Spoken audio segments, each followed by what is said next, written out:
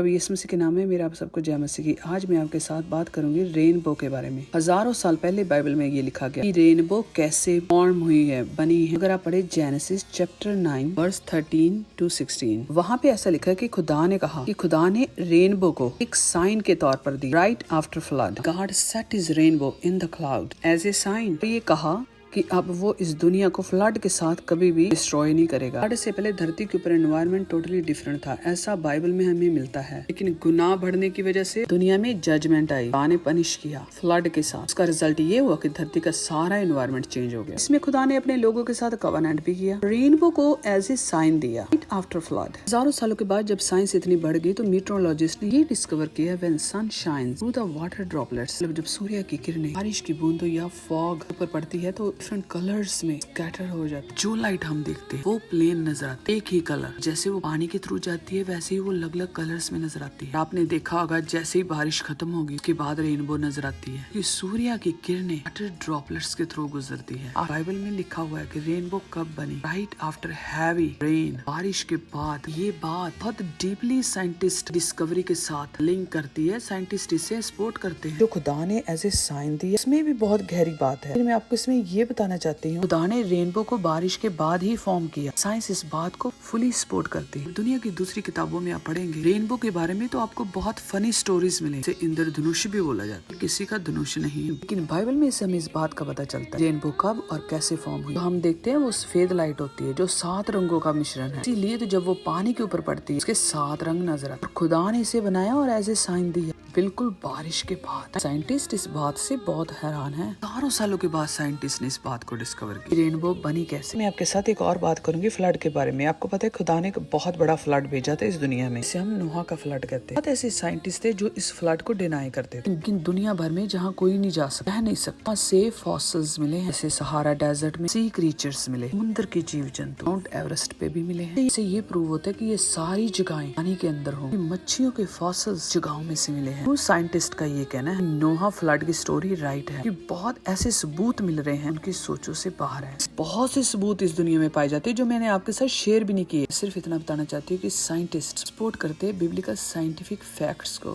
Still बहुत सारे लोग ऐसे हैं जो इन चीजों को इग्नोर करते हैं। आप पढ़ेंगे दूसरा पत्रस 3 बाब 5 और 6 आयत, ऐसा लिखा है कि वह तो जानबूझकर ये भूल गए परमेश्वर के वचन के द्वारा से काश प्राचीन काल से वर्तमान है, पृथ्वी भी जल में से बनी और जल में स्थिर है। इन्हीं के द्वारा उस युग का जगत जल में डूबकर नाश हो गया। ये बहुत बड़ी बात है। हमें ये पता चलता है नूह नबी की फैमिली को छोड़कर दुनिया खत्म हो गई थी। ये सारा पानी कहाँ गया और कहाँ से आया, लोग इसके ऊपर भी क्वेश्चन करने लगे। इसका आंसर भी मैंने आपको दिया। आप इस सीरीज के 35 को वॉच करें। सोचने वाली बात है कि कलाम हमें ये बताता है कि ये लोग जानबूझकर भूल गए। सारी दुनिया इसी में खत्म हो गई थी। ये प्रूफ हमें मिलता है। लेकिन आज लोगों के पास कोई टाइम नहीं है खुदावंद के वचन को पढ़ें, और अगर वो पढ़ते हैं उस पर मेडिटेट करने का टाइम नहीं, के बारे में डीप सोचते नहीं, सच में खुदा को ढूंढते, वो सच्चाई को ढूंढते, वो मैन मेड गॉड और रिलीजन की परवाह नहीं करती, वो सच्चाई के लिए स्टैंड करता। दाऊद का वचन हमें ये बताते कि वो जानबूझकर ऐसा करते। अगर ऐसे लोग मेरी बात को सुन रहे हैं जो जानबूझकर खुदावंद के वचन को मानना नहीं चाहते, एक बात याद रखें, जजमेंट वाले दिन आपको हिसाब की लाइन में लगना पड़ेगा। खुदावंद का वचन हमें ये बताता है कि वो दिलों को सर्च करता है, वो सब जानता है कि दिल और दिमाग के अंदर क्या है और मुंह से क्या क्लेम करते हैं। उसके सामने कुछ भी हिडन नहीं। खुदावंद के वचन को पढ़े, अगर समझ ना आए तो खुदा से पूछे, वो आपको टीच करेगा। अब आप उसके वचनों को एक्सेप्ट करते हैं, ओबे करते हैं, विश्वास करते हैं, आप बचाए जाएंगे और कोई दूसरा रास्ता नहीं है।